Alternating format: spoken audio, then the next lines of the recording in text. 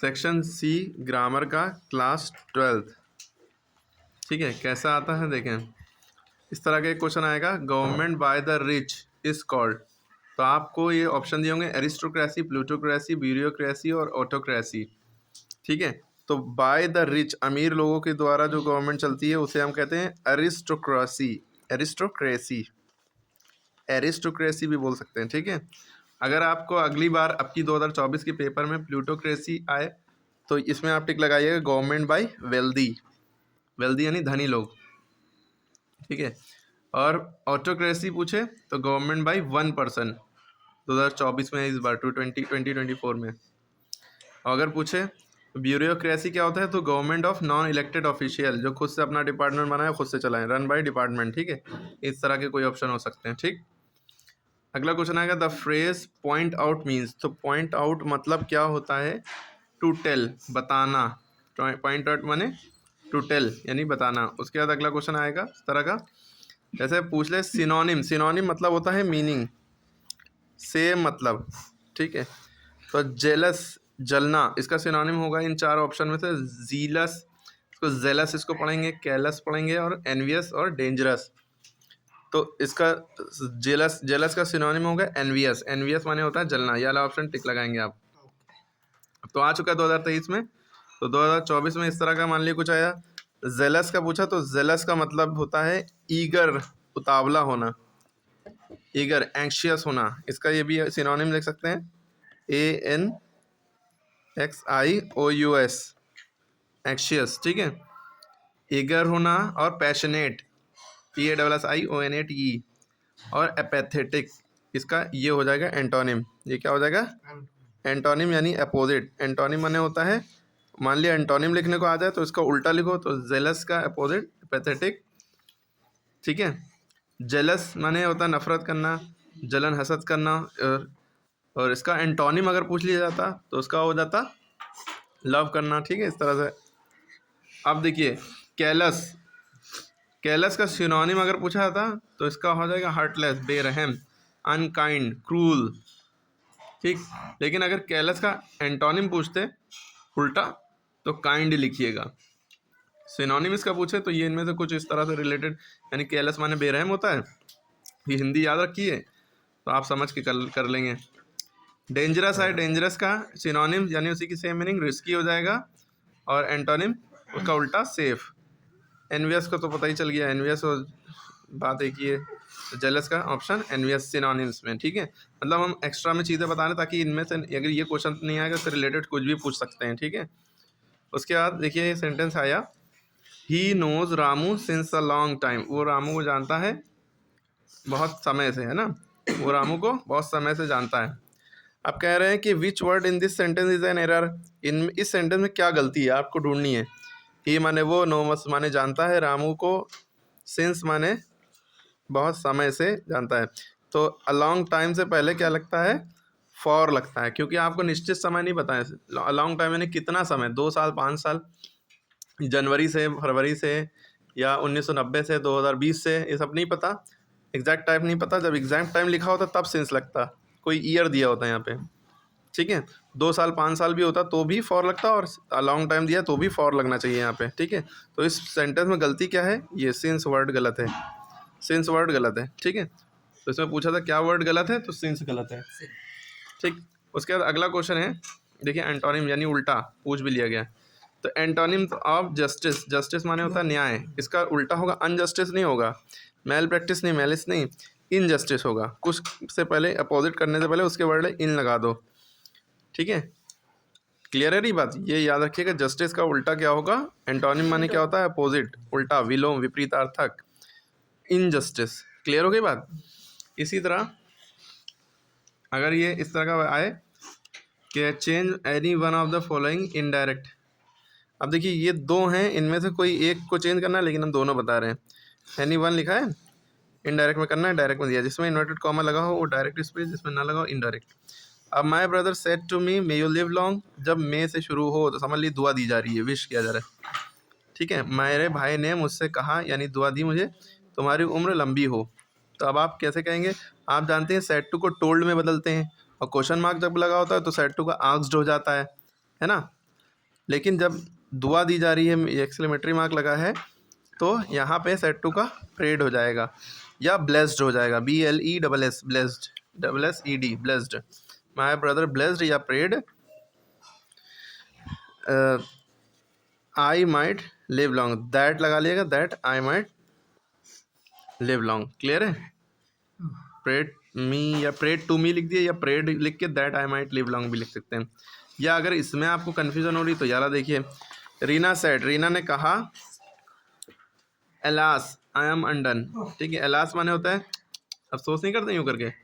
तो रीना ने कहा जब इस तरह का होगा, एलास होगा, तो आपको ये सैड की जगह पे ये लिखना होगा, एक्सक्लेम विद सोरो, एक्सक्लेम्ड विद सोरो। जब एलास वर्ड होगा तो एक्सक्लेम विद सोरो, हुर्रे वर्ड होगा exclaim with Joy, exclaim with Joy. तो रीना ने कहा एलास आई एम अनडन, तो रीना एक्सक्लेम विद सोरो, फिर कॉमा इन्वर्टेड कॉमा को हटा के दैट लगता है, एलास को हटा देते हैं क्योंकि उसकी वजह से ये लगा है। आई का वो अपने लिए कह रही है आई एम अनडन, तो आई का शी हो जाएगा, शी, और इज एम आर का वॉज वर हो जाता है, प्रेजेंट का पास्ट होता है ना, एम का वॉज हो जाएगा, शी वॉज अनडन, वही लिख दिया, ठीक है। Combine any one of the following as directed, इनमें से किसी एक को कंबाइन करो। तो कंबाइन मतलब सिंपल सेंटेंस में यहाँ करना है। यहाँ पे देखिए 2 सेंटेंस बने हैं ना, 2 सब्जेक्ट है, एक ये सब्जेक्ट है, एक ये सब्जेक्ट, जब कंबाइन करेंगे तो एक सब्जेक्ट हो जाएगा। ध्यान रखना है, अगर कंपाउंड में कर रहे हो कहा होगा तो एंड, बट, सो और नॉर, फॉर, येट लगा सकते हैं।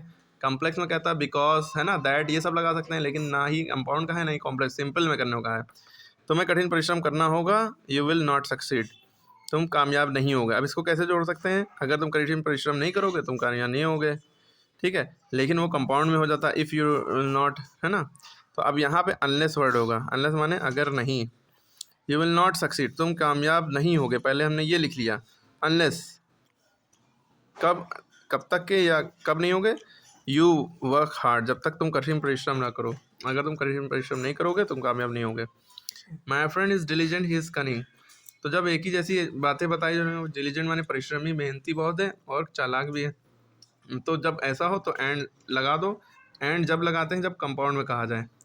वैसे भी एग्जाम में इन दोनों में से एक करने को आएगा, ठीक है। ये वाला आसान है, my friend is diligent and करेंगे, माई फ्रेंड परिश्रमी और चालाक भी है। इसको दूसरे तरीके से नॉट ओनली बट ऑल्सो भी यूज़ कर सकते हैं ना, लेकिन एज वेल एज भी यूज़ करते हैं, वो कंडीशन अलग होती है। अब देखिए, chain any one of the following, अब इसमें भी कोई एक करना है। अब आपको क्वेश्चन नंबर सी डाल के बट डायरेक्ट वैसे जो करना हो वो उतारिएगा, ठीक है। He is beaten severely by his mother, इसको एक्टिव में करना है, किस में करना है, एक्टिव वॉइस में। He is beaten severely by his mother, तो अब जो आपको ये हिज मदर है वो सबसे पहले लिखेंगे, पैसिव एक्टिव से पैसिव या पैसिव एक्टिव में करते हैं, लास्ट वाला पहले लिखते हैं, हिज मदर। अब इज़ लगा दिख रहा है तो जो बीटन वर्ड है इसकी फर्स्ट फॉर्म लगेगी और इसमें एस लगेगा, हिज मदर सिंगलर है ना, इसलिए जब भी इज़ लगा होगा तो फर्स्ट फॉर्म लगेगी, जब उल्टा कर रहे होंगे, एक्टिव में कर रहे होंगे पैसिव से। ये पैसिव में दिया है, पहचान ये है, बाई लगा हुआ है इसमें, ठीक है, और ध्यान समझिए। तो हिज मदर बीट्स और ही का हिम सीवियरली, ठीक है। No other girl is as beautiful as she, वो कोई उसकी तरह ब्यूटीफुल नहीं है। जब सुपरलेटिव में करना है तो आपको याद रखना है EST लगेगा। ब्यूटीफुलेस्ट करना चाहिए था, लेकिन ब्यूटीफुल में ब्यूटीफुलेस्ट हो नहीं सकता, तो उससे पहले मोस्ट लगता है, तो she is the most beautiful girl, ठीक है। उसके बाद क्या है, इस तरह का क्वेश्चन आएगा, करेक्ट एनीवन, इसमें से भी एक करना है, ठीक है। लेकिन देखिए अब इसमें क्या है, कोई एक सही करना है। तो रमेश इज़ जूनियर देन, ये बहुत इंपॉर्टेंट है। कभी भी IOR लगा होता है, सुपीरियर, इन्फीरियर, जूनियर, इनके बाद कभी भी देन नहीं आता, हमेशा क्या आएगा, टू। तो इसका करेक्शन क्या है, तो Ramesh is junior to Mahesh, then हटा के उसकी जगह टू लिख दिएगा, ठीक है। इन दोनों में से एक करना है, तो अभी हम दोनों बता दे रहे हैं। Sheeps are grazing in the field, तो कभी भी शीप में एस नहीं लगता है, sheep are grazing in the field, sheep singular भी प्लूरल भी अपने आप में, ठीक है। तो ये काट के ये लिख दिएगा। उसके बाद ग्रामर का अगला क्वेश्चन है, एनी वन, इसमें से भी करना है। तो ये दोनों हम बता दे रहे हैं, मतलब पता होगा तो इसको सेंटेंस में अलग अलग करके लिख लेंगे। पहले आप बर्थ उतारिएगा, ऊपर वाला पहले वाला, बर्थ मतलब होता है पैदाइश, है ना। I was, my birth place was Lucknow, मैं लखनऊ में पैदा हुआ, ठीक है। BERTH बर्थ, याला बर्थ, इसमें आई है यहाँ ई है, याला बर्थ मतलब ट्रेन में सोने की जगह जो होती नहीं है उसमें, I have book the birth in the train, ऐसे कह सकते हैं, कुछ भी लिख सकते हैं। और डोज और डोज में क्या फ़र्क है, डोज माने खुराक, the doctor given me 3 dose a day, ठीक है। और डोज का क्या होगा, झपकी लेना है, ऊँघना, he is taking a nap before the television, television के सामने वो झपकी ले रहा है, ठीक है। क्लियर हो गई बात जी। ये पूरा पेपर का आपका पोस्टमार्टम हो गया। तो इस सेंटेंस में आपको ऐसे मीनिंग नहीं लिखनी है, मीनिंग लिख भी देंगे ब्रैकेट में, लेकिन आपको सेंटेंस बनाना है। जैसे बर्थ आपने लिखा, बर्थ लिख के उसकी मीनिंग लिख दी बॉर्न, फिर आपको सेंटेंस बनाना है। My birth place, my birth, ये वर्ड जरूर आना चाहिए सेंटेंस में। My birth, my birth place is Lucknow, ठीक है। अब दूसरा सेंटेंस ये वाला वर्ड होता है BERTH। इन दोनों में फ़र्क दिखाना है कि क्या फ़र्क है। बर्थ मतलब आपने ट्रेन बेड लिख दिए या बेड इन ट्रेन, ये भी लिख दिए, ठीक है। प्लेस ऑफ स्लीपिंग कुछ भी लिख दिया या ना लिखिए मीनिंग, डायरेक्ट आप सेंटेंस लिख दिए। आई बुक्ड द AC, कौन सा, I booked the two berth in train, ठीक है। मैंने ट्रेन में 2 बर्थ बुक करी। इसी तरह इसका डोज, द डॉक्टर गिवन में 3 डोज अ डे, ठीक है। दूसरा इसका हेड उतारेंगे, इसको लिखेंगे ही वॉज टेकिंग डोज या he was dosing before the television, वो जबकि ले रहा था टेलीविज़न के सामने, ऊँग रहा था, मतलब ऊँग रहा था टीवी के सामने। तो ये आपका पूरा पेपर हो गया है, ठीक है। इसको फिर से रिवाइज करिएगा पूरा पेपर। ग्रामर का था, इस बार MCQ बेस्ड ही आएगा, OMR शीट में सब बबल करना होगा, फिल करना होगा। इस तरह का आएगा तो हिंदी उतारनी नहीं होगी, बस सर्वप्रथम चाहे डॉट डॉट डॉट करके ये उतारेंगे और फिर इसकी हिंदी को इंग्लिश में ट्रांसलेशन लिख देंगे, ठीक है। फिर इस तरह से क्वेश्चन आंसर आते हैं, देख लें कैसे क्वेश्चन आते हैं पेपर में, ठीक है। इस तरह से आएंगे, खाली क्वेश्चन नंबर डालिएगा, 7 का A, उसका आंसर लिख दिया है। और लगा है मतलब या तो ये करो या तो ये, इन दोनों में और लगा है तो ये इसमें इन दोनों से एक करो, ठीक है। इन दोनों में से एक करो, एनीवन लिखा है। इस तरह क्वेश्चन आएगा, इस तरह का देखिए क्वेश्चन आता है। इसमें तो पोम लिखी होगी, इसमें क्वेश्चन आंसर इसमें बताने होंगे, ठीक है। फिर ये सेंट्रल आइडिया में वेदर एट 60 तो बहुत ही इंपॉर्टेंट है वाला हर बार, ठीक है। उसके बाद ये क्वेश्चन पेपर में ऐसा आता है, टाइगर किंग वाला इंपॉर्टेंट है, ठीक है। जय, ठीक, ये आप लोग रिवाइज कर लीजिएगा। शुरू में आपको रीडिंग का पोर्शन मिलेगा पहले पेज पे, ठीक है। इसको पढ़ के क्वेश्चन आंसर देने होते हैं, क्वेश्चन आंसर के जवाब देने होते हैं, ये इसी में से आंसर ढूंढ के करने, ठीक है। फिर उसके बाद सेक्शन B आता है, इस तरह से आर्टिकल लिखने होते हैं, ऐसे टाइप का इसमें से लिखना होता है कोई भी अपने। अनएम्प्लॉयमेंट, बेरोजगारी जो है ज़्यादा इंपॉर्टेंट है, इस बार भी आ सकता है, ठीक है। लेटर लिखना होता है मेयर वगैरह को, प्रिंसिपल को, एप्लीकेशन, इन दोनों में से एक चीज़ करो, ठीक है। एप्लीकेशन लिखने में ध्यान रखना होता है, फॉर्मेट गलत नहीं होना चाहिए। फिर उसके बाद अभी हमने आप लोगों को ग्रामर का पोर्शन समझा ही दिया, ठीक है, पूरा।